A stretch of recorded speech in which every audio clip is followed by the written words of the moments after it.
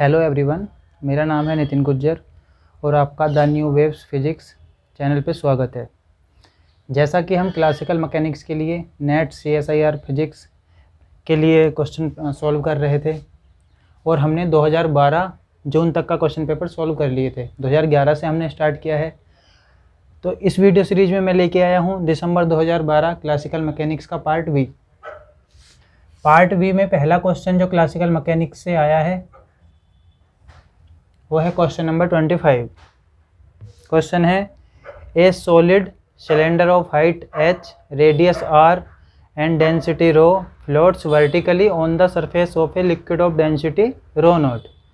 The cylinder will be set into oscillatory motion when a small instantaneous downward force is applied. The frequency of the oscillation is.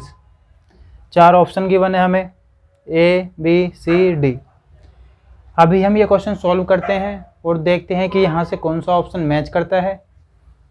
हमें क्या given था? हमें given था कि हमारे पास कोई सिलेंडर है जो किसी लिक्विड में हमने वर्टिकली उसको डाल के रखा है। मैंने मान लिया ये सिलेंडर है मेरे पास। सिलेंडर की हाइट गिवन थी। सिलेंडर की हाइट गिवन है टोटल h। फाइन। इसकी रेडियस गिवन थी। सिलेंडर की रेडियस गिवन थी कैपिटल R। डेंसिटी गिवन थी सिग्मा। और जो लिक्विड है इसकी डेंसिटी गिवन थी सिग्मा नोट। उसने क्या बोला कि इस सिलेंडर को अगर हमने क्या किया, इस पर डाउनवर्ड एक फोर्स अप्लाई किया। जैसे ही हम इसके ऊपर कोई फोर्स अप्लाई करेंगे तो ये क्या करेगा, ये ऑसिलेट करना स्टार्ट हो जाएगा क्वेश्चन के अकॉर्डिंग। तो उस जो ऑसिलेशन की जो फ्रीक्वेंसी होगी वो क्या होगी। अभी अगर ये स्टार्टिंग में यहाँ पे यानी ये इक्विलिब्रियम कंडीशन में गिवन है। इक्विलिब्रियम कंडीशन क्या होती है कि जितना फोर्स ये ऊपर की तरफ लगा रहा है इतना ही फोर्स इस पर नीचे की तरफ लग रहा है। अभी हम बात करेंगे कि ऊपर की तरफ किसकी वजह से फोर्स लग रहा है और नीचे की तरफ किसकी वजह से फोर्स लग रहा है। लेकिन अभी क्या किया उसने, थोड़ा सा फोर्स डाउनवर्ड लगा दिया। अब जैसे ही डाउनवर्ड हम फोर्स लगाएंगे क्या होगा कि एक फोर्स ऊपर की तरफ लगना स्टार्ट हो जाएगा जो इसको ऊपर की तरफ फेंकने की कोशिश करेगा, जिसको हम बोलते हैं बॉयंसी फोर्स। वो क्या अभी क्या किया क्वेश्चन में क्या किया, मैं मान लेता हूँ इसको, इसकी हाइट यहाँ तक जो लिक्विड में है h नोट है। अभी उस पर थोड़ा सा और फोर्स अप्लाई किया तो अभी क्या कंडीशन हो जाएगी, अभी ये थोड़ा नीचे आ जाएगा। अभी ये इक्विलिब्रियम में नहीं बचा है, यानी h नोट तो पहले ही था। जैसे ही हमने इसको नीचे की तरफ फोर्स लगाया, मैंने मान लिया इसको y डिस्टेंस से थोड़ा नीचे आ गया और ये h नोट पहले से ही है यहाँ से यहाँ तक। टोटल तो h ही है। अभी हमें क्या करना है, यहाँ से हमें फ्रीक्वेंसी ऑफ ऑसिलेशन निकालनी है। तो उसके लिए हमें अगर हम बॉयंसी फोर्स निकालते हैं हमें फोर्स मिल जाएगा। बॉयंसी फोर्स ऑसिलेटरी मोशन की तरह बिहेव करेगा। F equal to minus K x, या एक्सीलरेशन लगा निकालेंगे। एक्सीलरेशन क्या होता है, A equal to minus K X upon M. वहाँ से अगर हम कंपेयर करेंगे, जब हम कंपेयर करेंगे तो हम देखेंगे जो वहाँ पे K होगा, यानी कि मैं क्या बोल रहा हूँ, अगर मेरे पास ये मिल गया F equal to minus K X और एक्सीलरेशन मिल गया minus K X upon M, F equal to M A, यानी अगर मुझे इस टाइप से मिल जाए, अगर मुझे K मिल जाएगा तो यही तो होती है एंगुलर की फ्रीक्वेंसी, क्या होती है K अपॉन एम। मेरा काम क्या है, मुझे एक्सीलरेशन निकालना है।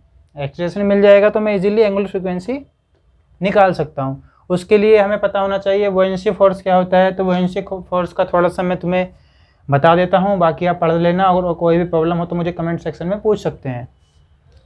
बॉयंसी फोर्स क्या होता है, बेसिकली वो डिपेंड करता है प्रेशर पे।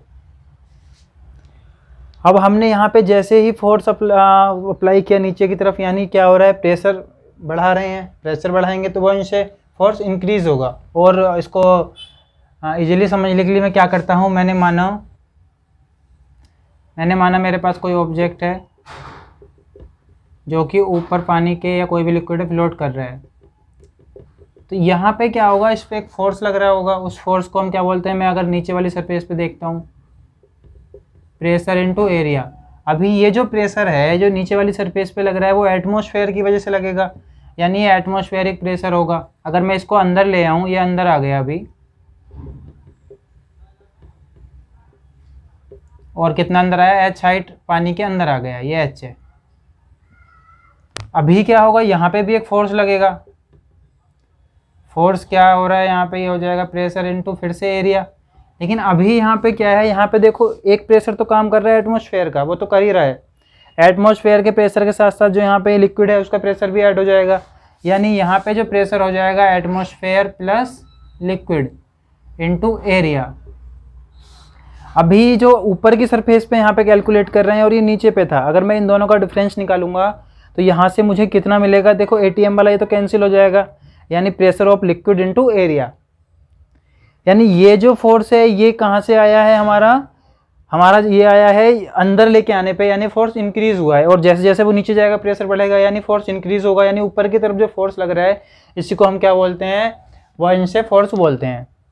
अभी मैं इसको सॉल्व करता हूँ। यहाँ पे F1 से कितना हो जाएगा, ऊपर की तरफ लग रहा है यानी माइनस, अभी देखो इसकी वजह से यानी कितनी हाइट गया है, वो मैंने मान लिया उसको y हाइट गया है, ये कितना आया मेरा y इंटू, अभी मैं फॉर्मूला आपको बता चुका था, density of liquid into g। और अभी यहाँ पे एरिया आता है, एरिया जो आता है यहाँ पे हमेशा ऑब्जेक्ट का है, हम जिसकी बात कर रहे हैं, मैंने माना इसका एरिया A है, भाई यार इसको A ले लेता हूँ, A आएगा, यानी मैंने माना इसका एरिया कितना था, A था, A एरिया है, यहाँ पे लिख लिया। अभी क्या है, जो मेरा वियोंसे फोर्स है इसको मैं M इंटू A की टर्म में भी लिख सकता हूँ, M into A equal to minus y into g into A. यहाँ से क्या हो जाएगा मेरा, मैं m को अगर लिखता हूँ डेंसिटी की टर्म में, क्योंकि इधर m नहीं है, कैंसिल आउट करने के लिए इसको डेंसिटी की टर्म में लिखता हूँ। इसकी डेंसिटी क्या गिवन थी, रो गिवन थी, density into volume into A equal to minus y rho g into A. ठीक है, अभी वॉल्यूम को क्या लिख सकता हूँ मैं, एरिया इंटू हाइट कितनी है h, A equal to minus y rho naught g A. A से ए कैंसिल आउट हो गया, यहाँ से यानी कितना आ गया, ए आ गया मेरा minus y rho g upon यहाँ से रो एच। एक्सीलरेशन आ गया जो मैंने स्टार्टिंग में बताया था। अभी अगर मैं कंपेयर करता हूँ कितना हो जाएगा, ए इक्वल टू फॉर्मूला क्या लिखवाया था मैंने, के अपॉन एम इंटू एक्स, यही तो चाहिए मुझे अंडर रूट में, यानी के अपॉन एम की वैल्यू कितनी हो जाएगी, एक्स यानी कि डिस्प्लेसमेंट है, इसको मैं वाई हो गया ये बचा, यानी मुझे के अपॉन एम मिल गया यहाँ से rho g upon rho H.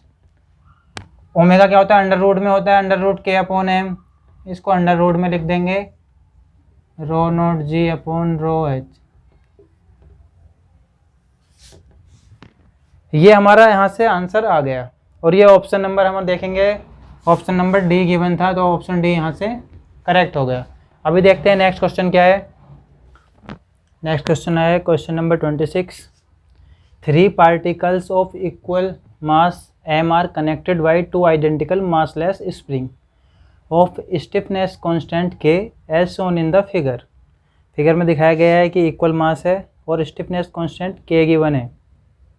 if x1 and x2 and x3 denote the horizontal displacement of the spring from their equilibrium position, the potential energy of the system is। System given है, इसकी हमें potential energy calculate करनी है और देखते हैं हमारा यहाँ से कौन सा ऑप्शन मैच करता है। यहाँ पे ऑप्शन गिवन है, देखते हैं। इक्विलिब्रियम से पोजीशन गिवन थी x1 x2 x3। अभी हमारे पास 2 स्प्रिंग है, दोनों की वजह से पोटेंशियल एनर्जी होगी, क्या हो जाएगी एनर्जी,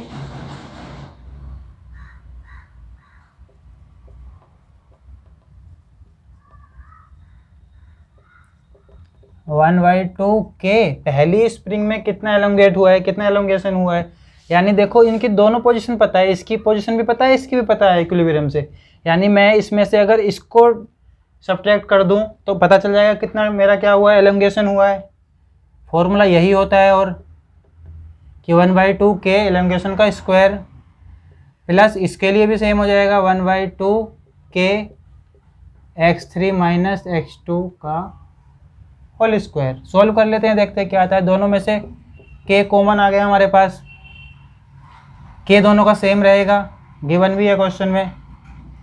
यहाँ से x2 का स्क्वायर प्लस x1 का स्क्वायर माइनस 2x2 x1, यहाँ से प्लस इसका होल स्क्वायर खोलता हूँ तो स्क्वायर प्लस x2 का स्क्वायर और माइनस 2x3 x2। दोनों का यहाँ से क्या किया मैंने, 1/2 के कॉमन ले लिया और इसका होल स्क्वायर खोला और इसका होल स्क्वायर खोला है। अभी देखते हैं यहाँ पे कुछ कॉमन आ रहा होगा तो x1 को पहले लिख लेता हूँ, x1 का स्क्वायर प्लस एक x2 यहाँ से मिला है, एक x2 यहाँ से मिला है, प्लस 2x2 का स्क्वायर प्लस x3 एक ही है,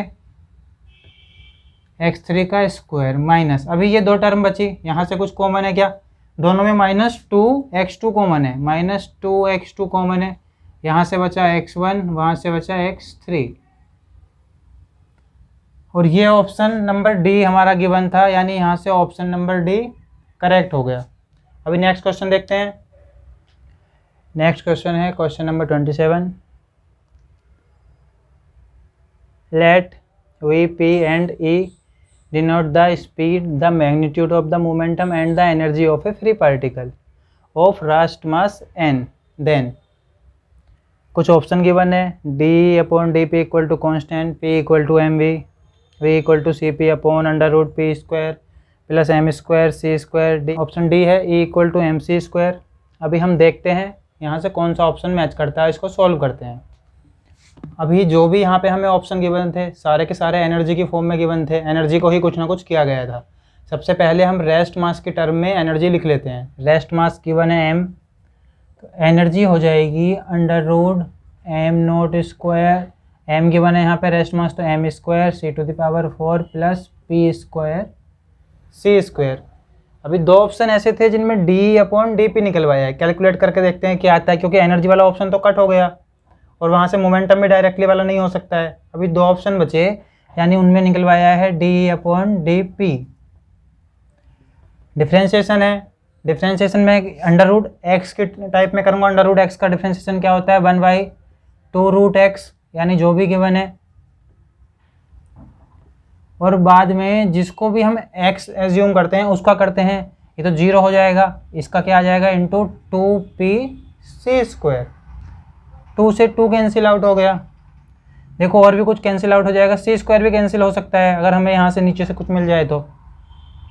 p C square divide by, यहाँ से सी स्क्वायर में दोनों से कॉमन लूँगा अंडर रूट में, और जब मैं कॉमन लेकर उसको बाहर निकालूंगा बाहर सी की फॉर्म में आएगा, अंदर कितना बचेगा M square C square plus P square.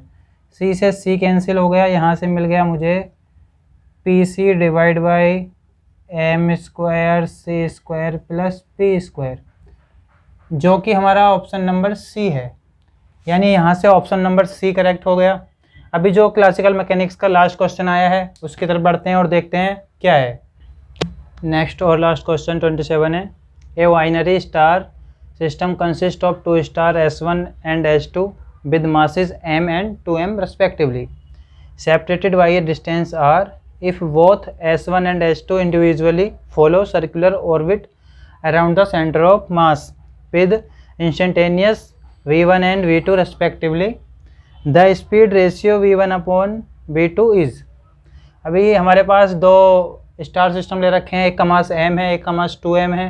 बोला गया है दोनों की डिस्टेंस r है और वो सर्कुलर ऑर्बिट में रोटेट करते हैं, और हमें जो वेलोसिटी है दोनों की v1 और v2 है रिस्पेक्टिवली गिवन है, उन दोनों का रेशियो निकालना है। देखते हैं क्या आता है। दो मास गिवन थे,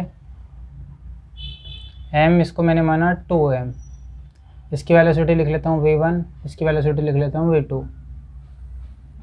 दोनों सेपरेटेड थे डिस्टेंस r से। क्वेश्चन में बोला है कि दोनों ही सर्कुलर ऑर्बिट में फ्लो करते हैं सेंटर ऑफ मास के। मैंने अज्यूम कर लिया, मान लेता हूँ कहीं सेंटर ऑफ मास इसका यहाँ पे है, मान लिया मैंने, फाइन, क्योंकि अभी इसका क्या है, इसके जो है ये चारों तरफ सर्कुलर ऑर्बिट में घूम सकते हैं। और मैंने जो इसकी रेडियस मानी, यानी इसके लिए यहाँ से यहाँ तक की डिस्टेंस r1 हो जाएगी। सेंटर ऑफ मास को अगर मैं 0 0 ले लेता हूँ, इसको मैंने मान लिया r2। अभी सेंटर ऑफ मास का जो लॉ होता है वो क्या बताता है, यहाँ से अगर मैं निकालूँ, कोऑर्डिनेट निकालूँ, x1 निकाल लेता हूँ, यानी x1 0 है मुझे पता है, वैसे निकाल लेता हूँ, क्या हो जाएगा m इंटू r1।